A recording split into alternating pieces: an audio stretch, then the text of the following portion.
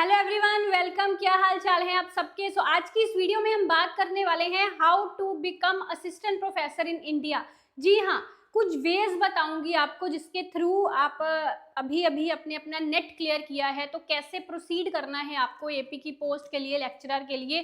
ठीक है, तो वो सब चीजें आज हम डिस्कस करने वाले हैं। आपको बता दूं कि देश भर के लाखों स्टूडेंट्स अपने इकोनॉमिक्स के कम्पिटिटिव एग्जाम्स की तैयारी के लिए हमारे प्लेटफॉर्म पर रिलाई करते हैं, ट्रस्ट करते हैं, और आप लोगों के ट्रस्ट के कारण ही आज मेरे पढ़ाए हुए काफ़ी सारे स्टूडेंट्स देश भर के कॉलेजेस में, यूनिवर्सिटीज़ में पीएचडी कर रहे हैं। कोई असिस्टेंट प्रोफेसर है, कोई लेक्चरर है। यूजीसी नेट इकोनॉमिक्स में पिछले कुछ सालों में हमने सक्सेस स्टोरीज का बेंचमार्क क्रॉस किया है। काफी सारे स्टूडेंट्स हमारे पढ़ाए हुए जो है इस एग्जाम को क्लियर करते हैं, और सिर्फ यूजीसी नेट ही नहीं, SET, PGT, lecturer, AP economics, RBI, DPS, GATE economics, इन एग्जाम्स के लिए भी हम आपको best guidance, best resources and best faculty provide करते हैं, और जी जान लगा के आपको इकोनॉमिक्स के हर कम्पिटिटिव एग्जाम की तैयारी करवाई जाती है। और अभी स्टूडेंट्स की डिमांड पर हमने यूपीएससी आईईएस का कोर्स भी लॉन्च कर दिया है।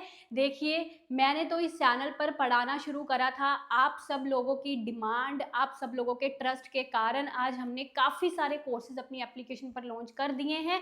जैसे जैसे स्टूडेंट डिमांड करते हैं कि मैम हमको आपके द्वारा पढ़ाया गया ये पूरा डिटेल्ड कोर्स चाहिए, वैसे ही उसकी क्लासेस आपकी एप्लीकेशन पर जो है वो डाल दी जाती हैं। तो आप सब लोगों के ट्रस्ट के कारण ही हम आज यहाँ पे स्टैंड कर रहे हैं। तो असिस्टेंट प्रोफेसर इंडिया में आप कैसे बन सकते हो, ये सारी चीज़ें आज डिस्कस करने वाली हूँ। पूरी वीडियो को ध्यान से सुनिएगा, ठीक है जी। और मुझे कमेंट्स में अपने ओपिनियंस, अपने व्यूज़ भी ज़रूर बताया करिए, ठीक है। तो देखिए, पहला चीज़ है यहाँ पर आपका मास्टर्स हो गया। अब मास्टर्स के बाद आपने क्या करना है, सबसे पहले जो चीज़ है बेसिक, कि आपने अपना नेट क्लियर करना है। तो मैं तो अक्सर यहाँ पे ये बोलती हूँ कि जो बच्चा एलिजिबल है, यानी कि 30 ईयर्स से कम है ना, अपने कोर्स क्लासेस में भी यही बोलती हूँ कि भाई आप सोचो ही ना कि कोई नेट का भी कट ऑफ होता है। आप सोचो कि सिर्फ जेआरएफ को ही माना जाता है पास होना, है ना। पास होने का मतलब है जेआरएफ क्लियर करना। तो आप नेट का टारगेट लेके ही मत चलो, आप टारगेट ही जेआरएफ का रख के चलो। ऐसा समझो कि एग्जाम जेआरएफ का ही होता है ना, पास वही बच्चा जिसका जेआरएफ होता है। तो आप टारगेट अपना जेआरएफ का रख के चलो और जेआरएफ क्लियर करो, बिकॉज सबसे ज़्यादा बेनिफिशियल है आपके लिए जेआरएफ। एक तो पीएचडी करोगे, एक फेलोशिप अच्छा खासा अमाउंट आपको मिलेगा, और आपका अगर एपी वगैरह भी आपको बनना है तो उसमें भी आपका जो जेआरएफ है उसका एपीआई स्कोर में आपके मार्क्स बढ़ेंगे। और जेआरएफ वाले को तो वैसे प्रेफरेंस दी जाती है, पहले आपने जेआरएफ लिया 2 साल, उसके बाद एसआरएफ लिया, तो एपीआई में भी आपके नंबर जो है वो बढ़ेंगे। तो बेनिफिशियल बहुत है अगर आप अपना जेआरएफ क्लियर करते हैं तो, ठीक है। चलो, अब यहाँ पे नेट भी असिस्टेंट प्रोफेसर के लिए एलिजिबिलिटी है, ठीक है।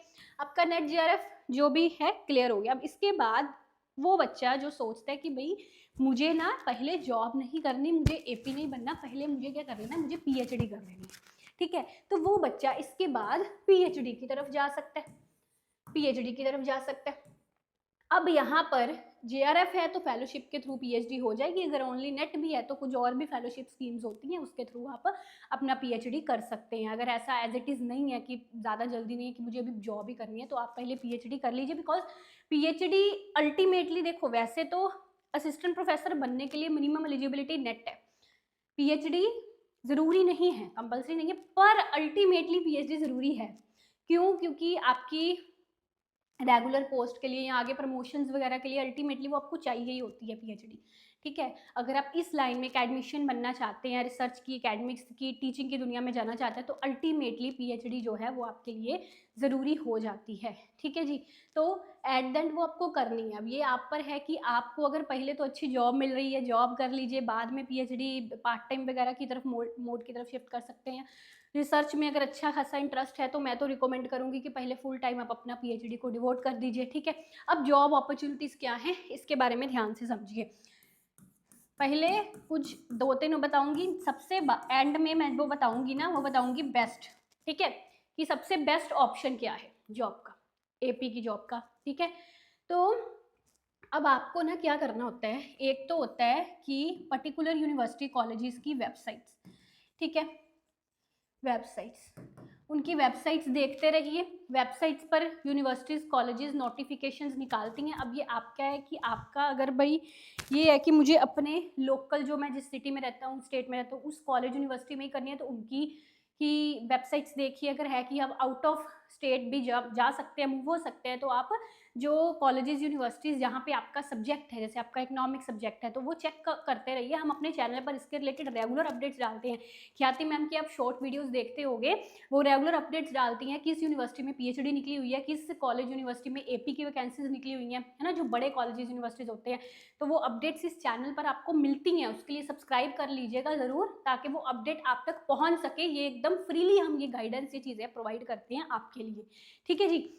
तो आप कॉलेजेस यूनिवर्सिटीज़ की वेबसाइट्स चेक करिए, या कई कॉलेजेस जो हैं वो न्यूज़पेपर्स वगैरह जो हैं उनमें भी अपना पोस्ट, अपना जो है वो देते हैं, ठीक है, एडवर्टाइजमेंट, तो न्यूज़पेपर्स में। और एक चीज़ मैं यहाँ पे आपको बताऊँ कि आप ना एक वो उम्मीद मत रखिए पहले ही, अभी एज ए फ्रेशर ही, कि आपको रेगुलर पोस्ट मिल जाए एपी की, बिकॉज एपी की रेगुलर पोस्ट लेनी ना आसान नहीं होती। हालांकि हमारे बैचेस से बड़े स्टूडेंट्स हैं जिनका रेगुलर पोस्ट लगे हैं, अभी वो मेरे कॉन्टैक्ट में है, लिंक में है, कॉलेजेस यूनिवर्सिटीज़ में रेगुलर वो असिस्टेंट प्रोफेसर लगे हुए हैं। पर वो एक प्रोसेस होता है, उस प्रोसेस के बारे में भी अभी आपको बताती हूँ। तो आप स्टार्टिंग में ये उम्मीद मत लगाइए कि भाई मुझे रेगुलर पोस्ट मिल जाए। अगर कॉन्ट्रेक्चुअल मिल रही है, एडहॉक पर मिल रही है, तो करिए, क्योंकि उस लाइन में एंटर होना आपके लिए ज़रूरी है। जब एक बार आप उस लाइन में एंटर हो जाएंगे, वहाँ पे थोड़ा एक्सपोजर मिलेगा आपको, और एपीज जो है और लेक्चरर्स जो हैं उनसे बैठना उठना होगा, उनसे बातचीत होगी, रास्ते खुलते जाते हैं आगे अपने आप, ठीक है। तो वो एक्सपोजर वहाँ पे ज़रूरी है। तो आपको कॉन्ट्रैक्ट पर या एडहॉक पर मिल रही है, कम सैलरी पर भी मिल रही है ना, तो करो, पहले करो, ठीक है। ये मत सोचो कि भाई कम सैलरी पर मिल रही है, एडहॉक पर है, कॉन्ट्रैक्ट पर है, करो, बाद में अपने आप एक्सपोजर मिलेगा और वो बढ़ते जाओगे आप, ठीक है, आगे बढ़ते जाओगे। तो वेबसाइट्स, न्यूज़पेपर्स लगातार चेक करिए जहाँ पे आपकी एपीज की, लेक्चरर्स की वैकेंसीज निकलती हैं। आई नो ये कम निकलती हैं काफ़ी, पर निकलती तो हैं, और जो लगते हैं उस पोस्ट पर वो भी आप जैसे ही हैं, है ना। तो आप भी अप्लाई करिए, एक भी आई है तब भी अप्लाई करिए, वो एक आप भी हो सकते हो, ठीक है जी। तो वो चीज़, एक भी अपॉर्चुनिटी अपनी मिस मत करिए, ठीक है जी। बाकी इसके अलावा आपके पास क्या एक ऑप्शन होता है कि आप प्राइवेट जो आपके कॉलेजेस होते हैं ना, है ना, प्राइवेट कॉलेजेस या यूनिवर्सिटीज़, है ना, जैसे मैं आपको एक एलपीयू की एग्जांपल देती हूँ, इनमें एक करियर्स वाला बना होता है। इनकी वेबसाइट पर आप जाके देखना, है ना, वहाँ पे जाके ना आप अपना रिज्यूम वगैरह या जो भी उन्होंने मांगा होता है आपसे, है ना, वो सारा फॉर्म वगैरह फिल आउट कर सकते हैं। और ये चीज़ एक बार ट्राई कर लो, मतलब जैसे ही आपका नेट क्लियर होता है, जितनी भी प्राइवेट यूनिवर्सिटीज़ या कॉलेजेस है जहाँ पे ऐसे करियर्स वाला ऑप्शन दिया हुआ है कि आप अपना रिज्यूमे वहाँ पे अपलोड कर सकते हो या फॉर्म फिल कर सकते हो रिक्रूटमेंट के लिए, तो आप वो सारी यूनिवर्सिटीज़ कॉलेजेस में कर दीजिए फिल आउट, ठीक है।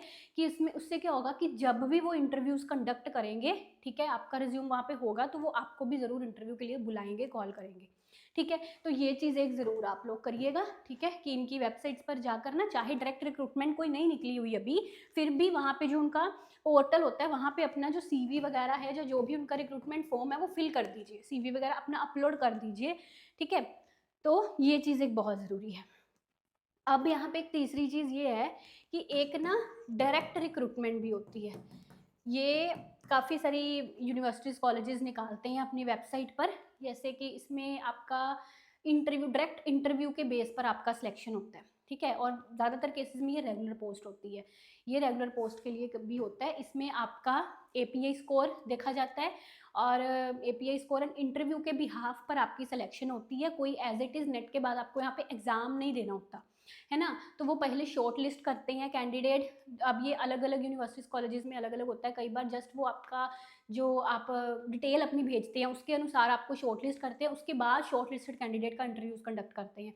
तो इस तरह से ये प्रोसेस होता है। इनके लिए आप ज़रूर नज़र में रखिए कि जिस भी कॉलेज यूनिवर्सिटी में इस तरह की डायरेक्ट रिक्रूटमेंट निकली हुई है ना, इस पे तो अप्लाई कर दीजिए बस, ठीक है। और एक चीज़ और बताऊँ, इस प्रोसेस के दौरान जब ये आप इन प्रोसेस से निकल रहे हो ना, तो अपने ना थोड़ा रिसर्च में भी थोड़ा अच्छा वो बनाइए, अपना कमांड बनाइए कि मतलब अपना पेपर वगैरह लिखिए, और अपना कॉन्फ्रेंसेस लगाइए, मतलब इतना फ़ायदा होता है ना, रिसर्च कॉन्फ्रेंसेस में जाया करिए, सेमिनार्स अटेंड किया करें, जहाँ पर भी पता लग रहा है भाई कॉन्फ्रेंस है, सेमिनार है, ठीक है, ज़रूर अटेंड करो, वहाँ पे आप अपना पेपर प्रेजेंट करो।